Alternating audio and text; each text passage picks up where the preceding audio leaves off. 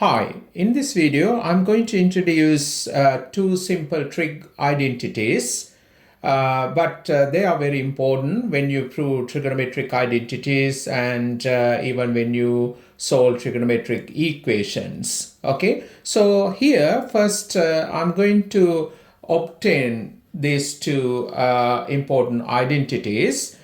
To obtain those identities, I'm going to take this unit circle again. Here we have a unit circle.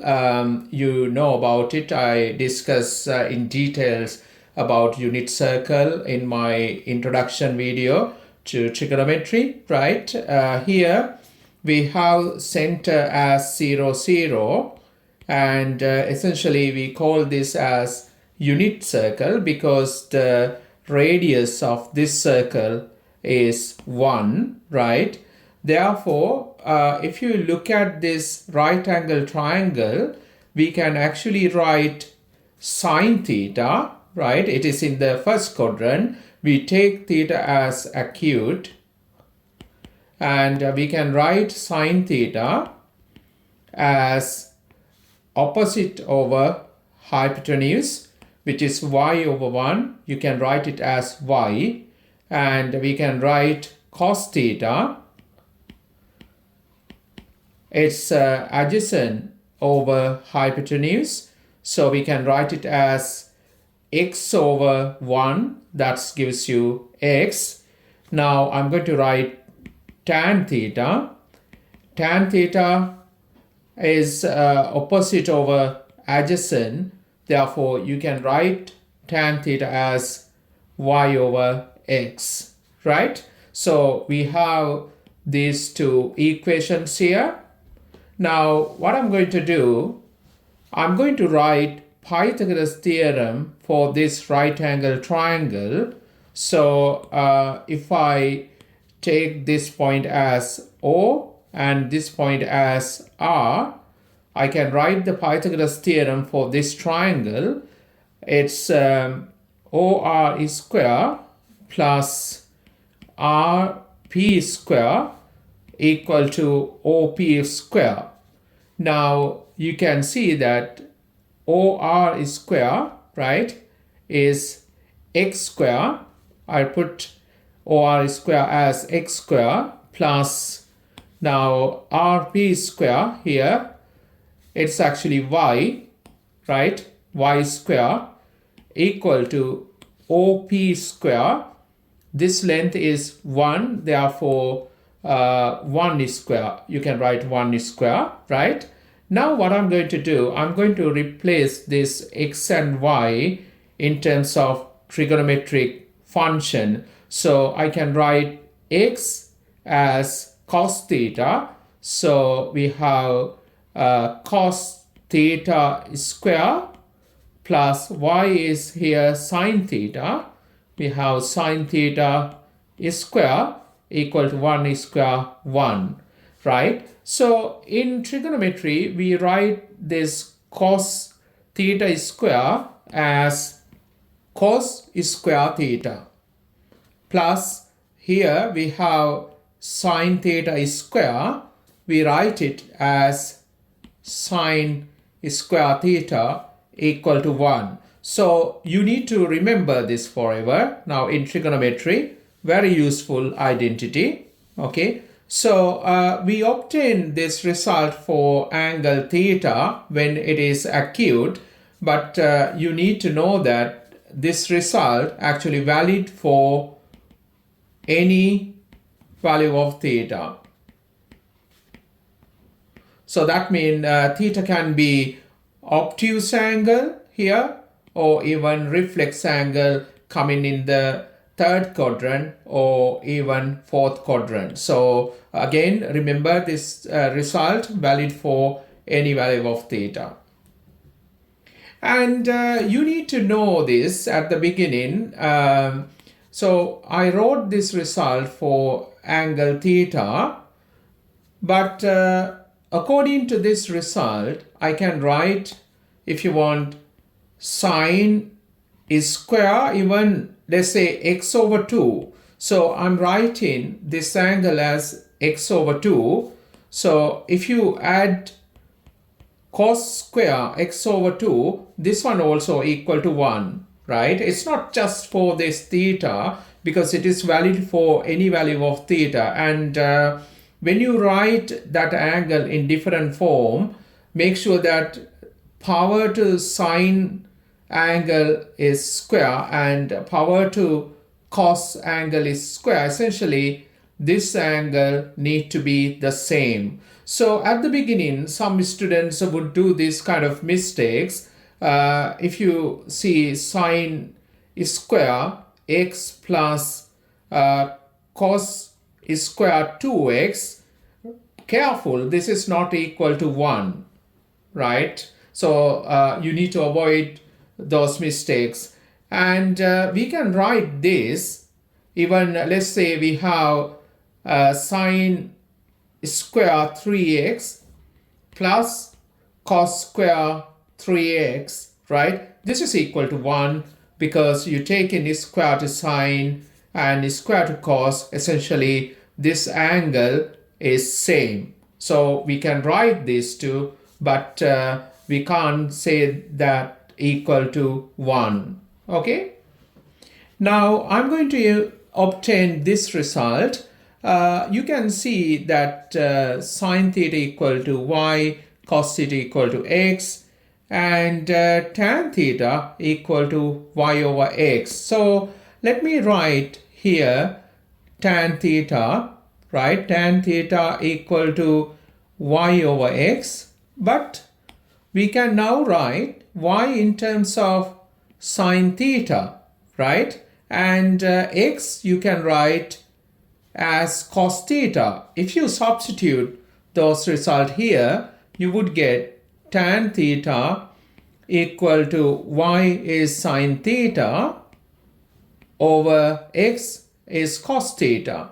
Now, according to this result, even we can write this tan 2 theta equal to sine 2 theta over cos 2 theta. So you need to make sure that you write in same angle here, right? And even if you want to write, let's say, tan theta over 2, you can write this as sine theta over 2 over cos theta over 2. Now let me take a couple of examples to familiar with these two identities, and you can see how you can use those identities. Okay. Now let's see how we can simplify these results. Let's say we have this 3 sine square theta plus 3 cos square theta. How we can simplify this? Now always remind what we know. We know this sine square theta plus cos square theta equal to 1. We just seen this result. Okay. So I'm going to use that result to simplify this here. Always when we simplify expressions in maths, sometime we can do the factorization, right? It's allow us to get the simplest form, right, in the expression. So I can see 3 is the common factor. Therefore, I take 3 out. So that gives us inside the bracket sine square theta plus cos square theta. Now we know that this equal to 1. So what we have here, 3 times 1, that gives us 3. Now let's have a look this one. Let's see how we can simplify this. We have square root 1 minus sine square x over 2 over cos x over 2. How we can simplify? This is important to get this experience. Here we have 1 minus sine square x over 2. So you can see this angle appearing here, right? So according to this result, even we can write sine square x over 2 plus cos square x over 2 equal to 1. Therefore, I can write 1 minus sine square x over 2 as cos square x over 2. Because if you make this as a subject, you're going to get this result here, right? So let's do that. I can write cos square x over 2 as 1 minus sine square x over 2, right?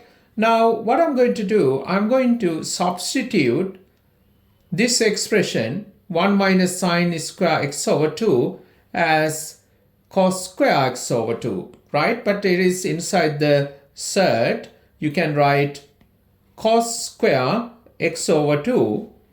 We have cos x over 2 in the denominator. When you take a square root to this, you would get cos x over 2 in the numerator.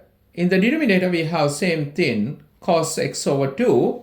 Now you can divide this by this. So that gives us 1. See, you can see this expression equal to 1. And let me take this one, question number 3. We have 2 sine square theta plus 3 cos square theta. Right? We have to simplify this. When you simplify, sometime you can write this expression in terms of one trigonometric ratio, right? That is what sometime we can do, right? If you want to simplify the expression. Because here, we can't take, earlier we took this 3 out because 3 was the common factor. You can do the factorization here. But in this case, in this expression, you can't take 2 out. But what we can do, I can take 2 cos square theta from this term, because 3 cos square theta you can write as 2 cos square theta plus cos square theta.